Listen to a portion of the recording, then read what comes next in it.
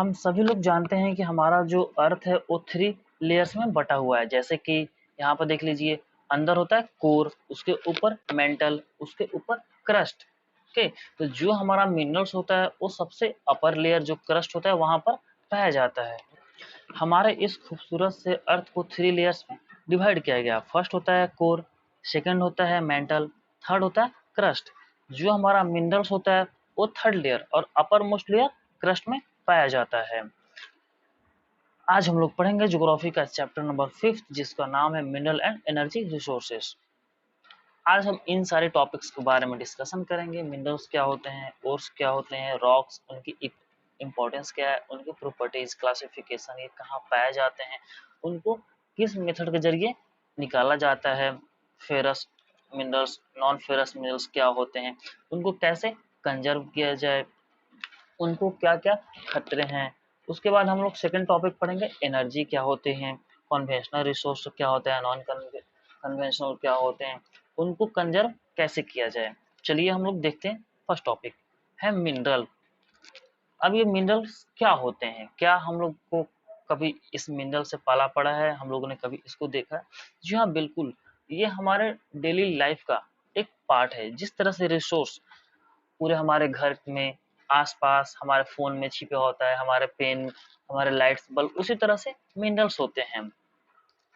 हर चीज मिनरल्स एक daily life का हिस्सा है। जैसे कि एक छोटा सा अल्पिन, वो भी एक मिनरल है। एक बड़ा सा टावर, वो भी मिनरल है। कार, बस, ट्रेन, सैटेलाइट, सब एक मिनरल ही है। ठीक है। मिनरल क्या सिर्फ हमारे धरती पर पाया जाता है? जी नहीं, ये मून, मार्स, सभी जगह पाया जाता है। हम लोग सैटेलाइट छोड़ते हैं, ओके, हम लोग एस्ट्रोनॉट को मून पे और मार्स पे भेजते हैं। किस लिए? वहां पर पाने की खोज करने के लिए, वहां से मिनरल्स जो होते हैं उसको निकालने के लिए, पता करने के लिए कि क्या कोई ऐसा वहां पर चीज है, मिनरल्स है, जिसको हम लोग अपनी धरती पर लाकर उसका यूटिलाइजेशन कर सकते हैं। तो मिनरल पूरे यूनिवर्स में हर जगह पाया जाता है। यहाँ तक कि छोटे से छोटे और सॉफ्ट से सॉफ्ट और हार्ड से हार्ड चीजों में पाया जाता है। सॉफ्ट इतना होता है मिनरल्स कि हम लोग उसको खाने में भी ले लेते हैं। ठीक है। अब जैसे कि हम लोग जितना डेली लाइफ का खाना खाते हैं उसका 0.3% जो हिस्सा होता है उसको हम लोग फूड के तौर पे इस्तेमाल करते हैं। अगर वो 0.3% हम लोग मिनरल्स न लें तो 99.7% जो रेस्ट बच जाता है मिनरल फूड, उसका कोई यूटिलाइजेशन नहीं हो सकता है बिना इन मिनरल्स के। अब तक हमारी धरती पे 2000 से भी अधिक मिनरल्स हम लोग खोज चुके हैं। आइए हम लोग देखते हैं ये मिनरल्स क्या होते हैं। अब इसके डिफिनीशन देखते हैं। ये थोड़ा सा टफेस्ट आप लोगों को लगेगा, बट आज हम लोग इसको जितना सिंपल हो सकता है उस वे में हम लोग पढ़ेंगे मिनरल्स को। डिफिनीशन बोला गया है, a homogeneous nature occurring substance with a definable internal structure. अब ये होमोजीनियस क्या होता है? तो देखिए, एक टाइप के, ठीक है ना, एक कैटेगरी के जो सबस्टांस होते हैं वो अगर एक जगह पे एक चीजों के अंदर मिलते हैं तो उसको बोलते हैं होमोजीनियस। और हेट्रोजीनियस का क्या मतलब होता है? जो अलग अलग टाइप्स के मिलते हैं, ठीक है, उसको बोलते हैं हेट्रो। और होमो मतलब जो सेम होते हैं। समझ गए बात को? डिफाइनेबल इंटरनल स्ट्रक्चर बोला गया है। इसका मतलब क्या होता है कि उनको हम लोग इजी वे में डिफाइन कर सकें। ठीक है, उसको मिनरल्स बोलते हैं। तो एक बार हम लोग फिर से देख लेते हैं। मिनरल्स वैसा सबस्टांस होता है जिसके अलग अलग सबस्टांसेस भी, टाइप्स भी एक जैसे होते हैं, और उनमें जो उनके अंदर जो उनका इंटरनल स्ट्रक्चर होता है, ठीक, उसको हम लोग अच्छे से डिफाइन कर सकते हैं। उन चीजों को हम लोग मिनरल्स बोलते हैं। अब आप लोग सोचिए अपने आसपास, ठीक, कि किन किन चीजों में मिनरल्स होते हैं। क्या उस चीज का इंटरनल स्ट्रक्चर डिफाइनेबल है? ठीक है। क्या वो वन टाइप ऑफ सबस्टांस यानी होमोजीनियस स्ट्रक्चर के हैं? ठीक है, उस हम लोग मिनरल्स कहेंगे, अगर आप लोग समझ गए तो। अब ये क्या होता है? वेरियस फॉर्म ऑफ नेचर में मिलता है, यानी कि जैसे कि हमने बताया, जहाँ पर ऑक्सीजन है पृथ्वी, यहाँ भी मिलता है। जहाँ पर ऑक्सीजन नहीं है, मून, मार्स, वहां पर भी मिनरल्स पाया जाता है। ठंडे वाले रीजन में, गर्म वाले रीजन में, रेगिस्तान वाले रीजन में, हर जगह मिनरल्स पाया जा सकता है। अब हम लोग आज तीन चीजों के बारे में जानेंगे। पहला है मिनरल्स, तो हम लोग पढ़ ही रहे हैं। दूसरा है रॉक्स और थर्ड है ओर्स। इन तीनों में क्या डिफरेंस होता है? मिनरल्स तो हम लोग देख लिए, जिसका इंटरनल स्ट्रक्चर डिफाइनेबल है। सेकंड देखते हैं रॉक्स। अब देखिए, जो मटेरियल एक से अधिक चीजों से मिलकर बने होते हैं, ठीक, मतलब कि क्या बोल सकते हैं, जो different different types of mineral से जो बने होते हैं उसको रॉक्स कहा जा सकता है। बताइए। बिल्कुल कहा जा सकता है। उसको हम लोग रॉक्स बोलते हैं। जो, एक बार फिर से समझ लीजिए, एक से अधिक चीजों से जो चीजें मिलकर बना है उसे हम लोग रॉक्स कहते हैं। जिस मिनरल से बन के मिलके बना होता है उसे रॉक्स कहते हैं। तो अब एक सवाल कि क्या ऐसा भी कोई रॉक्स होता है जो कि सिंगल मटेरियल से मिलकर बना होता है, जो सिंगल मिनरल से मिलकर बना होता है? बिल्कुल। लाइम स्टोन हमारा एक ऐसा मात्र रॉक्स है जो एक सिंगल मिनरल से बना होता है, फिर भी वो रॉक्स के कैटेगरी में आता है। थर्ड कॉन्सेप्ट ये है कि ओर्स, ओर्स जो कि कॉमर्शियली रिलायबल होता है, मतलब कि उसका जो निकालने का कॉस्ट होता है वो काफी कम होता है एज कंपेयर टू द जो चीज हम लोग निकाल रहे हैं। जैसे कि गोल्ड निकाल रहे हैं तो अब उसका जो निकालने का कॉस्ट है, एक्सट्रैक्शन कॉस्ट है, वो काफी कम हो, उसे हम लोग ओर्स बोलेंगे। समझ रहे हैं बात को? अब एग्जाम्पल इसका हम लोग देख लेते हैं, जैसे कि आयरन, बॉक्साइट में mineral, limestone, lime, sandstone, silica, ये सब ऐसे ओर्स होते हैं जो कि इकोनॉमिकली फिजिबल होते हैं। इनको निकालने में खर्चा क्या आता है बताइए? कम आता है। ठीक है। अब हम लोग देखते हैं कि इनका इम्पोर्टेंस क्या होता है मिनरल्स का। सबसे पहले मिनरल्स को हम लोग इंडस्ट्रीज में यूज कर सकते हैं। जी हाँ, बिल्कुल कर सकते हैं। सेकंड है कि इससे अलग अलग टाइप्स के टूल्स बनाया जाता है, जैसे कि आपका फोन्स हो गया, कोई फार्मर्स का टूल्स हो गया, ठीक ना, पेन, फैन, इलेक्ट्रिक बल्ब, सब चीजें क्या है आपके घर के अगल बगल आसपास घर में मैक्सिमम चीजें मिनरल्स होती हैं। इसे कंस्ट्रक्शन वर्क में इस्तेमाल किया जाता है, जैसे कि आप लोग रड देखते होंगे वहां पर लगाया जाता है, और अदर्स जो वहां पर टूल्स यूज किए जाते हैं वो भी मिनरल्स होते हैं। हेल्थ पर्पसेस के लिए भी यूज किया जाता है, जैसे कि आजकल कोरोना में देख सकते हैं जो इंजेक्शन होता है वो भी क्या होता है, एक प्रकार का मिनरल्स होता है, मेटल्स होता है, वो भी समझ रहे हैं। अगर हम इन शॉर्ट में बोले तो हमारी लाइफ को काफी इजी बनाता है ये मिनरल्स। ये काफी ही ज्यादा, बहुत ही ज्यादा इंपॉर्टेंस रोल प्ले करता है, जस्ट लाइक द ऑक्सीजन। ठीक, ये आपका एक स्क्रीनशॉट लिया गया है आपके एनसीईआरटी बुक से। ये बात करता है टूथपेस्ट के बारे में। टूथपेस्ट जिसमें कि डिफरेंट टाइप्स के मिनरल्स होते हैं, जैसे कि सिलिका, लाइमस्टोन, एल्यूमिनियम ऑक्साइड और वेरियस फॉस्फेट मिनरल्स उसमें पाए जाते हैं। अब राइट साइड में आप लोग देख रहे होंगे कि वहां पर लिखा हुआ है life process can not occur without minerals. क्या ये सच है? जी हाँ, बिल्कुल सच है। सबसे स्टार्टिंग में आपको हम बताएं कि हमारा हम लोग जो फूड लेते हैं उसका 0.3% हम लोग मिनरल्स लेते हैं, और वही आपको पूरे जो 99.7% मिनरल्स होते हैं उसको रेगुलेट करते हैं। अब हम लोग एक छोटा सा यहाँ पर चीज जानते हैं कि ये जो मिनरल्स होता है इनकी प्रॉपर्टीज क्या होती हैं।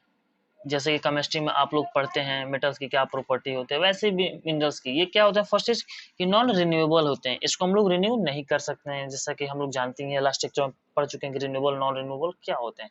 सेकंड होता है minerals takes millions of years to form and are present in impure form. Simple सी बात है, जो गोल्ड हम लोग एक्सट्रैक्ट करते हैं, जो अदर्स मिनरल एक्सट्रैक्ट करते हैं, उसको हम लोग डिफरेंट डिफरेंट जगह से निकाल के उसको इंडस्ट्रीज में ले जाकर प्यूरिफाई करते हैं। ठीक है।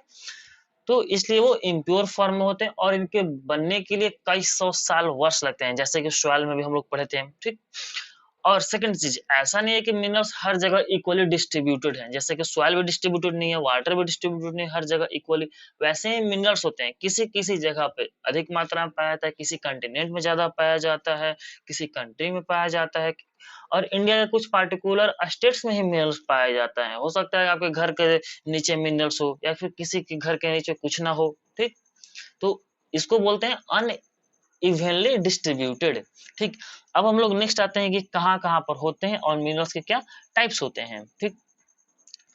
तो हम लोग मिनरल्स का अगर टाइप्स की बात करें तो इनको तीन भागों में डिवाइड किया गया है, मेटेलिक, नॉन मेटेलिक और energy minerals. Minerals are usually found in ores. Ores का मतलब यहाँ पर फिर से बताया गया है कि वो क्या होता है, मिक्स्ड फॉर्म होता है। ठीक। मिनरल्स डिफरेंट डिफरेंट जो रॉक्स होते हैं, just like igneous rocks, sedimentary rocks, इन सब में भी पाए जाते हैं। अच्छा, रॉक्स में क्या होते हैं, चट्टान जो बोलते हैं उसमें दरारें होती हैं, उसमें फॉल्ट्स आता है। तो जो स्मॉल फॉल्ट्स होता है ना उसको बोलते हैं वेन, देखिए यहाँ पर लिखा गया है। जो बड़ा जो फॉल्ट्स होता है, जो क्रैक्स होते हैं, उसको बोलते हैं लूड्स। ठीक, तो उसमें क्या होता है, आपका मिनरल्स पाया जाता है उस क्रैक्स में। अब सेकंड होता है सेडिमेंट्री रॉक्स। अब उसमें रॉक्स में किस तरह से मिनरल्स पाए जाते हैं, तो वो लेयर्स के फॉर्म में, बेड्स के फॉर्म में, यानी जो इग्नियस रॉक्स हैं उससे काफी अधिक मात्रा में सेडिमेंट्री रॉक्स में मिनरल्स पाए जाते हैं। ठीक, तो हम लोग ये जाने कि जो रॉक्स होता है वो अर्थ के लेयर पे पाया जाता है, कौन से लेयर पे पाया जाता है, लैंड्स पे भी पाया जाता है, आपके घर के नीचे भी मिल सकता है। अब दो चीजें रह जाती हैं, हिल्स एंड ओशियंस। क्या हिल्स पे रॉक्स पे जो मिनरल्स होते हैं वहां पाया जाता है, और ओशियन में जो होता है क्या वहां पाया जाता है? जी, दोनों जगह पे, हिल्स पे भी और ओशियन के जो फ्लोर्स होते हैं, जो ओशियन में अंदर बेड्स होते हैं, ठीक है ना, मतलब समुद्र के काफी नीचे वाले लेयर पे भी, वहां भी मिनरल्स को हम लोग पा सकते हैं। अब नेक्स्ट कॉन्सेप्ट है रैट होल माइनिंग। ये क्या होता है? रैट होल का मतलब बात समझ रहे हैं, जैसे कि जो चूहा वाला छेद होता है उसको बोला गया है rat hole mining, rat hole. अब देखिए, जैसे कि कुछ जगहों पर काफी जमीन के अंदर और काफी लंबी लंबी सुरंगें बनाकर वहां से माइनिंग की जाती है, उसको बोला जाता है रैट होल माइनिंग। इस तरह से माइनिंग के लिए और कुछ अदर टाइप्स के माइनिंग होते हैं, उसके लिए सरकार से परमिशन लेनी होती है। ठीक, इसको आप लोग एक बार गो थ्रू कर सकते हैं। नेक्स्ट हम लोग आते हैं हाउ आर मिनरल एक्सट्रैक्टेड, उसको कैसे निकाला जाता है मिनरल्स को। फर्स्ट यहाँ पर दिया गया माइनिंग, ड्रिलिंग एंड क्वेरिंग। अब ये तीनों क्या होते हैं? माइनिंग का मतलब होता है कि हम लोग मिनरल्स, जो रॉक्स होते हैं, उससे हम लोग निकालते हैं मिनरल्स को, उसको बोला गया सिंपल में माइनिंग। उसका दो टाइप्स होते हैं, ओपन कास्ट माइनिंग और शेफ्ट माइनिंग। ये क्या, जो मिनरल्स ज्यादा डेप्थ में नहीं होते हैं, मतलब कि कुछ ही खुदाई करने के बाद वो मिल जाते हैं, ठीक, उसको हम लोग बोलते हैं ओपन कास्ट माइनिंग। उसका उल्टा होता है सेफ्ट माइनिंग, जिसके लिए हम लोग को काफी डेप्थ में जाना होता है उस मिनरल को पाने के लिए। ठीक, अब ड्रिलिंग, जैसे कि पेट्रोल और नेचुरल गैस होते हैं, उनके लिए हम लोग क्या कर सकते हैं? ठीक है, तो हम लोग एक लंबा सा पाइप, जैसे कि ना मोटर गलाया जाता है, तो उसके लिए क्या किया जाता है कि एक छोटा सा छेद करके और अंदर पाइप डाल के सारा चीज अंदर से निकाल लिया जाता है, जैसे कि वाटर निकाला जाता है। सेम तरह से पेट्रोल और अदर कुछ नेचुरल गैसेज होते हैं, उससे हम लोग ड्रिलिंग करके निकाल लेते हैं। नेक्स्ट कॉन्सेप्ट है क्वेरिंग। जो मिनरल्स अर्थ सरफेस पे पाए जाते हैं उनको खुद के निकाला जाता है, ठीक है, उसको बोलते हैं क्वेरिंग। आगे चलते हैं हम लोग।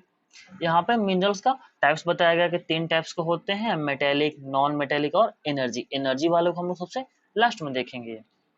मेटेलिक में फेरस, नॉन फेरस, प्रेसियस, और सेकंड होता है नॉन मेटेलिक में, जो कि salt, potash, limestone, sandstone, marble होते हैं। तो मेटेलिक को अब हम लोग काफी अच्छे से पढ़ते हैं। इसके चार टाइप्स हैं, ferrous minerals, non ferrous minerals, non metallic, और लास्ट में क्या है, रॉक मिनरल्स। सबसे पहले हम लोग देखते हैं फेरस मिनरल्स के बारे में जानेंगे। तो एक बड़ा सा कॉन्सेप्ट है, छोटा सा कहिए बड़ा सा। जितने भी मेटेलिक मिनरल्स निकाले जाते हैं उसका 3/4 जो पार्ट होता है, जो मिनरल एक्सट्रैक्ट किए जाते हैं, वो होते हैं फेरस मिनरल्स।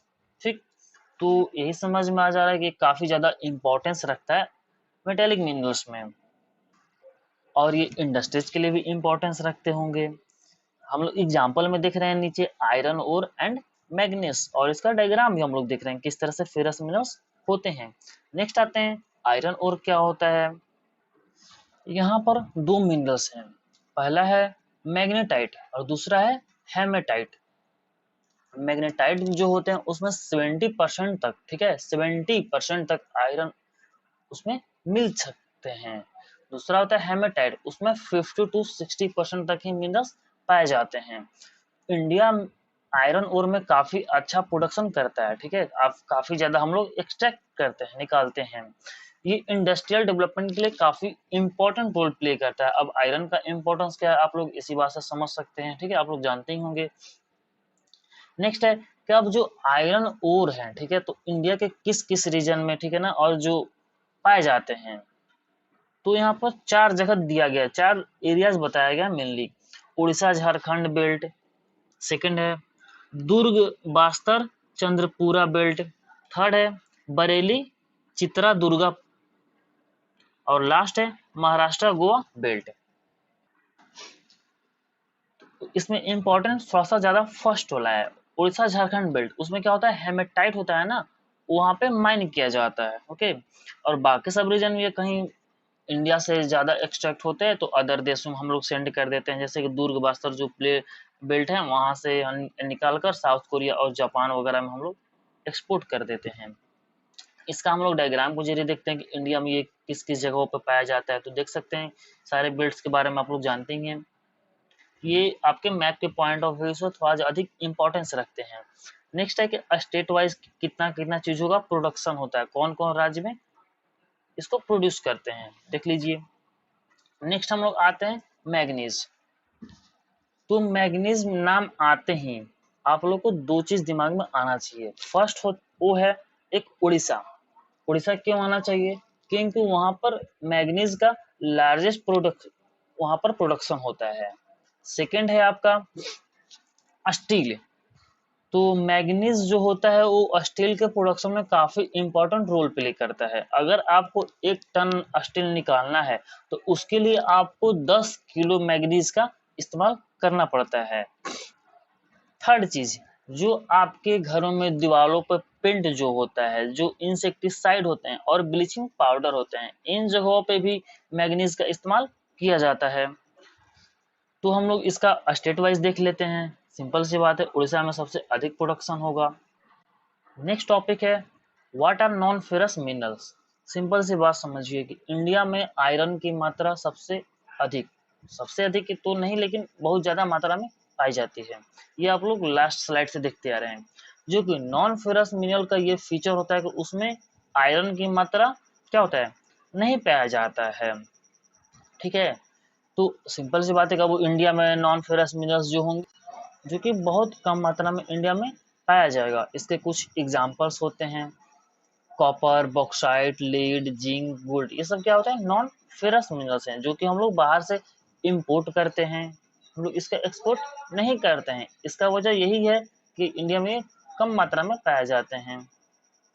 नेक्स्ट है कॉपर ओर। जैसा कि हम लोगों ने लास्ट स्लाइड में देखा कि ये नॉन फेरस मेटल्स होते हैं, मिनरल्स होते हैं। इनका जो इंडिया में ये नहीं मिलते हैं।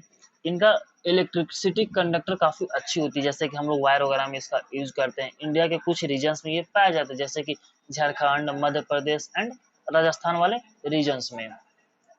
इंडिया के पास अच्छी रिजर्व नहीं है इसके लिए। नेक्स्ट टॉपिक है बॉक्साइट ओर्स, बॉक्साइट। अब बॉक्साइट कैसे बनते हैं, तो जब रॉक्स थे ना, रॉक्स जब काफी ज्यादा मात्रा में डिकम्पोज होते हैं, उनका डिकम्पोजिशन होता है, तो वहां से अल्युमिनियम सिलिकेट जब वहां पर ज्यादा होते हैं तब जाकर बॉक्साइट का फॉर्मेशन होता है, जिससे कि अल्युमिनियम का जो अमाउंट होता है वो उसमें अधिक होता है बॉक्साइट में। वहां से हम लोग अल्युमिनियम एक्सट्रैक्ट करते हैं, बात समझिए। इसका कुछ प्रॉपर्टी होता है, जैसे कि ये ना काफी लाइट वेट होते हैं, हल्के होते हैं और स्ट्रांग होते हैं। और इनकी जो टाइम होती है ना, मतलब कि इनकी ड्यूरेबिलिटी वो काफी लंबी होती है, डक्टाइल होते हैं, मेलेबल होते हैं। ये सब आप लोगों को पता होगा क्या होते हैं, ठीक। ये कुछ रीजन्स में पाए जाते हैं, आप लोग देख सकते हैं यहाँ पर दिया गया है Amarkantak plateau, Maikal hills plateau region of Bilaspur and Katni regions. ये यहाँ पर इस वाले रीजन में बॉक्साइट पाया जाता है। 9-10 में उड़ीसा में काफी ज्यादा मात्रा में बॉक्साइट का उत्पादन होता था, वहां पर पाए जाते थे, ठीक। 34% या फिर 35% के अप्रोक्स में ये मिलते थे। अब इसका हम लोग यूज कहाँ करते हैं बॉक्साइट का, तो एयरक्राफ्ट में, स्पेस क्राफ्ट में ना, पैकेजिंग में, जैसे कि अल्युमिनियम का किसी ना मिठाई पे लेयर्स लगता है, ठीक है, अल्युमिनियम का बॉक्सेस बनता है, उसमें हम लोग स्वीट्स वगैरह रख के ले जाते हैं, ठीक। फूड्स में एंड बिवरेज कंटेनर्स में, ये हुआ हमारा बॉक्साइट। नेक्स्ट टॉपिक है नॉन मेटेलिक मिनरल्स। अब तक के हम लोग क्या पढ़ रहे थे, मेटेलिक मिनरल्स। इन मिनरल्स में अब क्या होगा कि मेटेलिक जो सब्सटेंसेस होते हैं वो नहीं पाए जाते हैं। इसका फर्स्ट हम लोग देखते हैं कि वो है माइका। जो आप लोगों के हाथ में कॉपी होगा, पेपर होगा, उसका जो पेज है ना, उसमें भी थाउजेंड्स पार्ट अगर किया जाए उतने पतले माइका हो सकते हैं। समझ रहे बात को? जरूर आप लोग शॉक्ड हुए होंगे। इसके डिफरेंट डिफरेंट कलर्स होते हैं, जैसे कि क्लियर हो सकता है, ये मतलब पूरा क्या बोलते हैं, ट्रांसपेरेंट हो सकता है, ब्लैक, ग्रीन, रेड, येलो और ब्राउन कलर में माइका पाए जाते हैं। इसकी जो क्या बोलते हैं कैरेक्टरिस्टिक्स होती है ना, वो काफ़ी अच्छी होती है, काफ़ी अधिक होती है। जैसे कि ये काफ़ी स्ट्रांग होते हैं, उतने पतले होने के बावजूद इनकी जो पावर यानी जो ये इलेक्ट्रिसिटी कंज्यूम करते हैं वो काफ़ी कम मात्रा में कर सकते हैं। इनका इंसुलेटिंग प्रॉपर्टीज, रेसिस्टेंस काफ़ी ज़्यादा होता है। ये ऐसे मिनरल्स होते हैं ना जो इलेक्ट्रिक इंडस्ट्री जो होते हैं उसमें इस्तेमाल किए जाते हैं। ये सबसे फेवरेट चीज़ होता है mica electric and electronic industries में यूज करने के लिए। अब ये किस किस रीजन में पाए जाते हैं, तो राजस्थान, आंध्र प्रदेश इसका सबसे फेवरेट रीजन है, मतलब कि सबसे अधिक मात्रा में आंध्र प्रदेश में पाए जाते हैं। नेक्स्ट टॉपिक है हम लोग का लाइमस्टोन। जैसा कि हम लोग लाइमस्टोन में पढ़ चुके हैं, जान चुके हैं कि ये क्या होता है, सिंगल मिनरल से बना होता है। ठीक है, ये एक प्रकार का रॉक्स होता है। कौन सा रॉक होता है, तो सेडिमेंट्री रॉक्स होता है। इसका जो कंपोजिशन होता है वो कैल्शियम कार्बोनेट से बना होता है। इसका यूज हम लोग सीमेंट्री इंडस्ट्री में करते हैं। अब देखते हैं कि कौन कौन से इंडिया के रीजन्स में पाए जाते हैं। फर्स्ट है कर्नाटका में मिलता है, आंध्र प्रदेश में, मध्य प्रदेश, छत्तीसगढ़, राजस्थान और गुजरात वाले रीजन्स में ये पाए जाते हैं। इनका स्टेट वाइज प्रोडक्शन आप लोग देख सकते हैं। नेक्स्ट टॉपिक है हम लोग का हैजर्ड ऑफ माइनिंग, मतलब कि माइनिंग के क्या नुकसान है, क्या उसके इम्प्लीकेशंस हैं, ठीक, क्या उससे खतरे हैं। सबसे पहला, जो माइनिंग होता है आप लोग कॉमन सेंस से समझ सकते हैं कि जब माइनिंग होगा तो वहां पर सनलाइट नहीं जाएगा अंदर में, जैसे कि पहले भी देख चुके हैं कि रेड होल माइनिंग होता है। ठीक, नेक्स्ट है जो लैंड में माइनिंग होता है उससे क्या होता है कि बहुत ज्यादा धूल कण पार्टिकल्स उड़ते हैं। सेकंड, जो लोग माइनिंग्स के अंदर में होते हैं, जो लोग ये काम कर रहे होते हैं, तो धूल पकड़ उनके भी होगा ना, तो उनको रिस्पिरेटरी प्रॉब्लम हो सकता है, अदर डिजीज होते हो सकते हैं।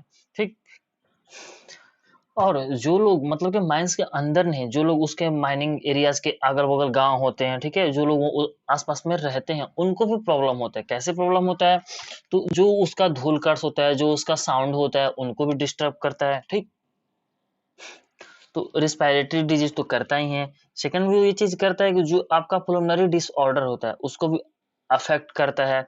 आपके घर, आपके कपड़े को वो डैमेज करता है, रोड्स को डैमेज कर देता है। एक और रिस्क होता है माइनिंग के अंदर कि वो क्या होता है ना, जो माइनिंग का रूफ होता है ना वो क्या हो जाता है, टूट जाता है। ठीक, उसमें आग लग जाते हैं। ठीक है, या फिर सपोज करिए कि वहां पर भूकंप आ गया तो क्या होगा, सारे लोग अंदर फंसे रह जाएंगे ना। काफी ज्यादा ऐसे केसेस में मौत की सिचुएशन भी होती है। ठीक है, काफी सारे लेबर्स लोग मर जाते हैं। इसलिए उन लोग क्या होता है, जो लोग अंदर माइनिंग करते हैं उनका जो वो पेमेंट होता है ना वो काफी हाई होता है, मतलब उनको अधिक पैसे दिए जाते हैं। नेक्स्ट हम लोग देखेंगे कंजर्वेशन ऑफ मिनरल्स। अब मिनरल्स जो होते हैं उनको कैसे कंजर्व करके रखा जाए। सबसे पहला चीज है कि एक रेगुलेशन होना चाहिए कि जितना सरकार ने बोला है माइनिंग के लिए उतना ही माइनिंग हो। ठीक है, उसके लिए ऑफिसर्स होने चाहिए जो कि मिनरल साइट्स पे जाकर देखे कहीं कि ज्यादा अंदर तक, ठीक है ना, जितना बोला गया उससे अधिक अमाउंट में तो माइनिंग नहीं किया जा रहा है, उससे अंदर डेप्थ में तो नहीं जाकर माइनिंग किया जा रहा है। ठीक, क्योंकि मिनरल्स को बनने में कई सौ साल लगते हैं। मिनरल्स क्या होता है, नॉन रिसाइक्लेबल होता है। ठीक है, मिनरल्स रिसोर्स क्या होते हैं, लिमिट में होते हैं। ठीक है, हर जगह हम लोग मिनरल्स को इजीली फाउंड नहीं कर सकते हो कौन कौन से रीजन में है। ठीक है, अभी भी ऐसे कई सारे साइट्स होते हैं मिनरल्स जो कि अंदर में है, हम लोग को पता भी है लेकिन वो फिजिबल नहीं है हम लोग को एक्सट्रैक्ट करने के लिए। काफी साइट्स हम लोग को पता भी नहीं है। ठीक, उसका फॉर्मेशन रेट जो है काफी धीरे होता है, ये भी हम लोग देख चुके हैं। और जितना अधिक माइनिंग होगा उतना हमारे इन्वायरमेंट को इम्पेक्ट करेगा, उतना हमारे हेल्थ के लिए वो हैजर्ड होगा, नुकसानदायक होगा। यहाँ पर आप लोग देख सकते हैं लास्ट जो टॉपिक है एच नंबर, वो है रिसाइकलिंग ऑफ मेटल्स। इसका मतलब क्या है, ना इसको कंजर्व करने के लिए एक और वे होता है कि हम लोग मेटल्स को रिसाइकल कर लें। ठीक, यहाँ पर भी सेम चीज है, आप लोग दोनों को पढ़ सकते हैं। Next topic, energy resources. इसके दो टाइप्स होते हैं। फर्स्ट कन्वेंशनल, जिसका मतलब होता है कि एनर्जी का जो सोर्स है ना वो ट्रेडिशनल है। ठीक है, मतलब कि नेचर से डायरेक्ट हम लोग को एनर्जी मिलता है, जैसे कि coals, natural gas, petroleum, electricity. इसके एग्जाम्पल भी आप लोग देख सकते हैं, यहाँ पर दिया गया firewood, coal, petroleum, cattle dung cake, electricity, natural gas. अब देखिए यहाँ का जो इलेक्ट्रिसिटी का जो हम लोग एक्सट्रैक्ट करते हैं वो क्या होता है, काफी एक्सपेंसिव होता है। ठीक, और सेकंड क्या होता है कि जो पॉल्यूशन होता है ना काफी अधिक मात्रा में करता है। यहाँ पे आप लोग डायग्राम के जरिए भी देख सकते हैं, चार्ट के जरिए। सेकंड होता है non conventional source of energy. इसमें क्या होता है कि उसका उल्टा होता है, मतलब कि हम लोग खुद ह्यूमंस ने खुद एनर्जी को डेवलप किया है, जैसे कि tidal energy, hydro power, electricity हम लोग लगा लेते हैं, हम लोग पढ़ चुके हैं लास्ट लेक्चर में, कुछ लेक्चर में। सोलर, वाइंड, जियोथर्मल एनर्जी, ये क्या होते हैं, रिन्यूएबल होते हैं, और कन्वेंशनल वाले क्या होते हैं, नॉन रिन्यूएबल होते हैं। नेक्स्ट, जो नॉन कन्वेंशनल होते हैं वो इको फ्रेंडली होते हैं, हमारे फ्रेंड इन्वायरमेंट को ज्यादा नुकसान नहीं करते हैं, सस्टेनेबल डेवलपमेंट होते हैं। और क्या है, जो इनका इनिशियल कॉस्ट होता है ना वो थोड़ा सा ज्यादा होता है, लेकिन लॉन्ग टर्म में इसका बेनिफिट क्या होता है, काफी अधिक होता है। एक बार पैसा इन्वेस्ट कर दिए, जस्ट लाइक सोलर प्लेट है, हम लोगों ने घर पे सोलर प्लेट लगा लिया, उसके बाद से अब वो कई सालों तक क्या करेगा, इलेक्ट्रिसिटी हम लोग को देते रहेगा। ये रहा कन्वेंशनल सोर्स ऑफ एनर्जी। और इसका ये कहाँ कहाँ पर अदर टाइप्स ऑफ एनर्जी मिलते हैं, ये इसका चार्ट है, आप लोग देख सकते हैं डायग्राम के जरिए। नेक्स्ट हम लोग देखते हैं कोल। अब कोल क्या होता है कि इंडिया में काफी ज्यादा अमाउंट में पाया जाता है, सबसे अधिक फॉसिल फ्यूल मिलने वाला कोल ही होता है। ठीक है, हम लोग इसका कमर्शियल यूज भी करते हैं, घरों में इस्तेमाल करते हैं, इंडस्ट्रीज में इसका यूज होता है। इसके तीन चार टाइप्स होते हैं, थ्री टाइप्स होते हैं इसके। फर्स्ट होता है लिग्नाइट, बिटुमिनस और एंथ्रेसाइट। फर्स्ट होता है लिग्नाइट, इसका कलर होता है ब्राउन कलर का, ये काफी सॉफ्ट होते हैं, और इसमें क्या होता है, वाटर की मात्रा अधिक होती है, मतलब इसमें मॉइस्चर होते हैं। ठीक है, ये तमिलनाडु के कुछ रीजन्स में मिलते हैं, और इसका इस्तेमाल हम लोग इलेक्ट्रिसिटी जनरेट करने के लिए यूज करते हैं। सेकंड है बिटुमिनस, ये काफी ज्यादा पॉपुलरली यूज किया जाता है लार्ज स्केल पे, और इसका यूज हम लोग आयरन के स्मेल्टिंग के लिए करते हैं। नेक्स्ट है एंथ्रासाइड, जिसका क्वालिटी काफी अच्छा होता है, ये कोल काफी हार्ड होता है, जैसे कि हम लोगों ने देखा लिग्नाइट सॉफ्ट होता है, लेकिन एंथ्रासाइड हार्ड होता है। अब कुछ रीजंस दिए गए और कोल के टाइप्स दिए गए कहाँ पाए जाते हैं, जैसे कि मेटरोलॉजिकल कोल दामोदर वैली में, और अदर हम लोग साइड्स देखें तो झरिया, रानीगंज, बोकारो, कुछ रिवर साइड्स भी हैं, गोदावरी, महानदी, सोन, वर्धा वैली। टर्शियरी कोल्स की बात करें तो नॉर्थ ईस्टर्न स्टेट में ये पाए जाते हैं। तो ये हुआ आपका कोल। नेक्स्ट टॉपिक है आपका पेट्रोलियम। कोल के बाद ये मिलने वाला, ठीक है, मिनरल्स ऑयल में दूसरा सबसे लार्जेस्ट रिसोर्स है जो इंडिया में पाया जाता है। पेट्रोलियम जो होता है इसका यूज हम लोग फ्यूल्स के अलावा, जैसे कि वैन में, व्हीकल्स में हम लोग इसका फ्यूल के तौर पे यूज करते हैं, उसके अलावा इसमें लाइटिंग के लिए, हीटिंग के लिए भी यूज करते हैं। ठीक है, मैन्युफैक्चरिंग इंडस्ट्रीज के लिए भी यूज करते हैं। इसका पेट्रोलियम का यूज हम लोग एक काफी इंपॉर्टेंट होता है, किन चीजों के लिए, तो इलेक्ट्रिसिटी को जनरेट करने के लिए। तो इसमें कुछ डाटा दिए गए हैं, वो हम लोग देख लेते हैं कि 63% जो पेट्रोलियम होता है वो मुंबई के हाई से निकाला जाता है, मिलता है। 18% गुजरात से, 16% आसाम में, आसाम में कुछ साइट्स हैं वो इंपॉर्टेंट है। पहला है डिगबुआई, सेकंड है नाहरकटिया एंड मोरम हुक रीजन ऑयल फील्ड। नेक्स्ट है आपका डिग बॉय, ये इंपॉर्टेंट होता है, और जो ये दो एग्जांपल्स हैं ये थोड़ा इंपॉर्टेंट नहीं है, लेकिन डिग बॉय इंपॉर्टेंट है इसलिए कि इंडिया में जो सबसे ओल्डेस्ट ऑयल फील्ड है वो यही है। सबसे पहले इंडिया में पेट्रोल के कहाँ से खोजा गया था, डिग बॉय वाले साइड से। जो बच्चे, जो लोग वहां से पेट्रोल निकालते थे उनका नाम रखा गया था डिग बॉय, इसीलिए इसको डिग बॉय साइड्स बोला जाता है। नेक्स्ट है petroleum refinery act as nodal industry, तो हम लोग देख चुके हैं काफी, वो टेक्सटाइल फर्टिलाइजर्स में काफी इंपॉर्टेंट रोल प्ले करते हैं पेट्रोलियम इंडस्ट्रीज। नेक्स्ट है नेचुरल गैस। अब सभी लोग जानते होंगे नेचुरल गैस के बारे में, ठीक है, कि नेचुरल गैस जो होता है सीएनजी, उससे हम लोग खाना भी बनाते हैं। वो पेट्रोलिंग के बदले में यूज भी होता है व्हीकल्स में, ठीक है, फोर व्हीलर्स में इस्तेमाल करते हैं। तो इससे क्या होता है, सबसे पहले चीज की जो CO2 होता है ना, उसका रिडक्शन हो जाता है, मतलब कि CO2 ये प्रोड्यूस नहीं करता है, ठीक। ये इन्वायरमेंट फ्रेंडली होता है और उसका यूज हम लोग जानते हैं, देख ही चुके हैं, व्हीकल्स में किया जाता है, ठीक है, इंडस्ट्रीज में भी यूज किया जाता है। इसका कुछ साइट्स है जहाँ ये मिलते हैं, आप लोग देख सकते हैं, Krishna Godavari basin, gulf of Cambay, Mumbai high, हम लोग यहाँ भी देखेंगे पेट्रोल भी वहाँ पे मिलता है, नेचुरल गैस भी वहाँ पाया जाता है। अंडमान एंड निकोबार जो आइलैंड होता है वहाँ, ठीक है। और इसका ट्रांसपोर्टेशन कैसा किया जाता है, एक टापी है, ठीक है ना, जिससे कि ना दूसरे देशों से इंडिया में मंगाया जा रहा है उससे ना नेचुरल गैस, लेकिन वो अभी तक कंप्लीट नहीं हुआ, तापी प्रोजेक्ट है। तो उससे मतलब कि क्या समझ में आता है कि पाइपलाइन के जरिए नेचुरल गैस मंगाया जाता है, ऐसा नहीं है कि उसको गाड़ियों में भर भर के लेकर जाया जाता है, जी नहीं, क्योंकि वो कंटिन्यूअस फ्लो होता है ना नेचुरल गैस का, एक जगह से अगर निकल रहा है तो वहां से निकल रहा है, एक जगह उसको जाना है तो वो पाइपलाइन के जरिए ही जा सकता है, ठीक। इसका कुछ साइट्स हैं।